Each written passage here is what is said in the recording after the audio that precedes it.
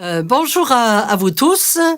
Me voici de nouveau dans ce studio pour vous présenter mon dernier livre dont le titre est L'appel de la source.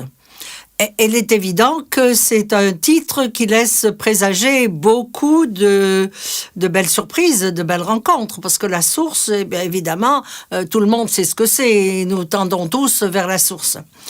Ce livre est incontournable par rapport au précédent qui s'appelle Les coquelicots bleus, dans lequel vous avez, ceux qui l'ont lu, ont pu voir la vie de Flavien Flamand, j'appelle le Flavien I. Flavien I qui accepte de laisser sa place à un moment donné à un être plus évolué. Sa vie a été, je dirais, ordinaire jusqu'à une certaine époque, et tout d'un coup, il a l'occasion de manifester un élan, une évolution spirituelle en laissant venir à sa place un être plus évolué. C'est ce qu'on appelle évidemment un walk-in.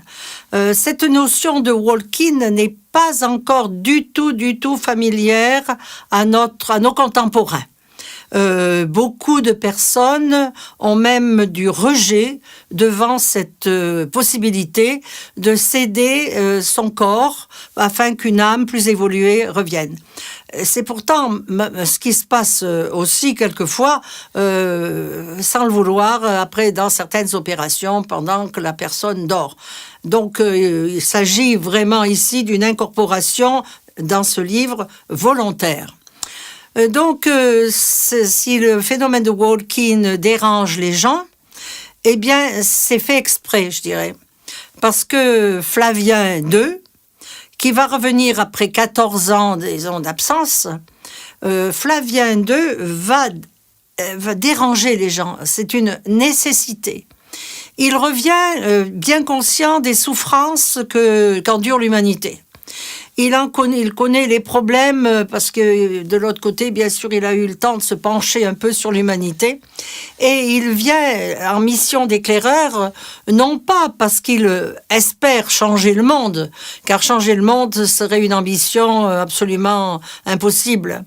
Mais il vient dans ce réseau, dans le réseau qu'il va créer pendant sa présence, il vient de façon à éclairer certaines personnes qui, à leur tour, en éclaireront d'autres.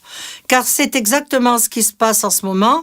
Les guides ont besoin d'avoir un certain nombre de personnes éclairées, et ces personnes, après, vont donner l'exemple. Voilà, c'est une espèce de multiplication absolument nécessaire.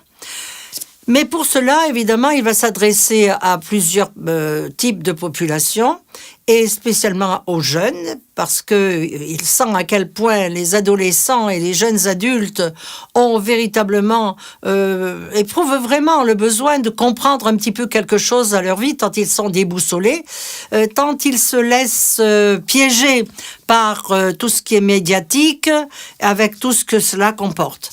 Donc, à ceux-là, qui sont finalement les plus purs, il va révéler certains secrets qui leur donneront vraiment envie d'aller plus loin dans leur existence et de se dépasser, de se sublimer. Alors, quand j'emploie le mot sublimer, ça nous amène évidemment à la sublimation. La sublimation est une des étapes du grand œuvre alchimique. Et cette sublimation, le mot sublimation veut dire simplement aussi dépasser nos limites.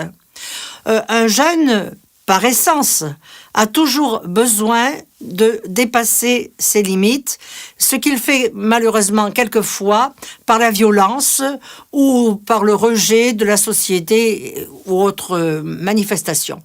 Mais quelquefois, certains jeunes sentent cet appel de la source, justement, et ce besoin véritablement de se dégager de ce système dans lequel il se sent en prison.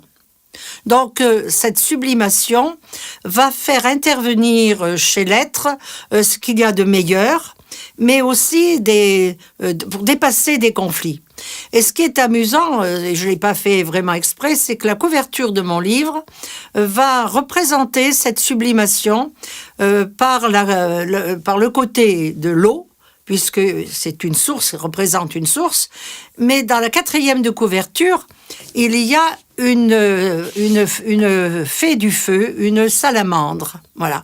Cette salamandre montre qu'on peut traverser le feu sans se brûler, car des feux, il en existe de toutes sortes.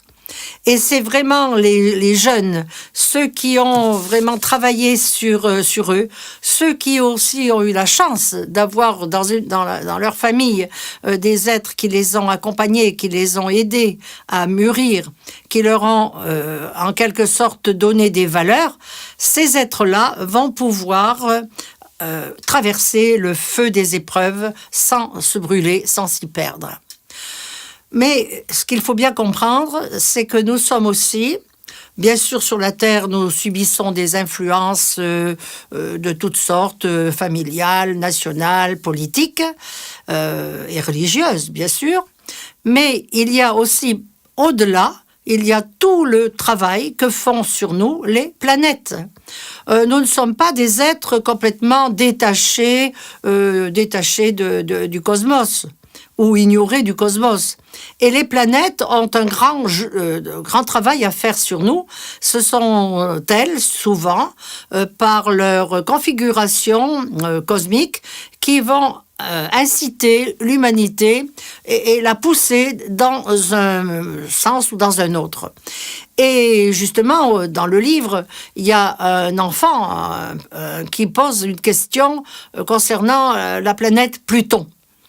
Et je vais donc vous lire ce petit passage concernant la planète Pluton. Et vous allez comprendre parce que vraiment en ce moment, nous sommes dans un virage, nous sommes dans un moment extrêmement important de notre évolution et que la planète Pluton va nous y encourager et même nous y forcer, même si nous ne le voulons pas, ce qui permet d'ailleurs de comprendre pourquoi l'humanité actuelle est tellement bousculée. Car Platon et son complice actuel, qui est le Capricorne, eh bien, ne nous laisse aucun autre choix. As-tu entendu parler de Pluton ? Flavien approuva. Cette minuscule planète, gravitant aux confins du système solaire, est pourtant porteuse d'un message qui nous concerne de près en cette fin d'ère. Pluton entrera dans le signe du Verseau vers l'an 2024. C'est demain. Son énergie contribue à détruire tout ce qui est superflu, faux, nuisible à l'évolution du système entier. On appelle Pluton le miroir de justice. Il signe l'heure des bilans, le moment crucial où chaque âme est amenée à voir se refléter sa propre conscience dans un miroir analogue à celui du conte de fées que vous connaissez tous, je suppose. Le moment est venu où toutes les pensées, dont nous parlions tout à l'heure, vont être évaluées, pesées sur la balance, sans voile ni possible échappatoire. Voilà pourquoi les pires excès sont mis à jour, les corruptions révélées, les vices étalés sans complaisance. Les moyens médiatiques actuels nous enserrent dans un filet inexorable d'informations en temps réel. Rien ne leur échappe, surtout le négatif. Oriane s'étonna. Dans quelle partie de notre corps agit Pluton ? L'énergie plutonienne se concentre dans le bassin au niveau du sexe. Elle appartient à la sphère du feu et de la Kundalini. Ce feu peut vous détruire même s'il y a aussi un puissant pouvoir régénérateur. Méditez là-dessus, mes enfants, soyez vigilants.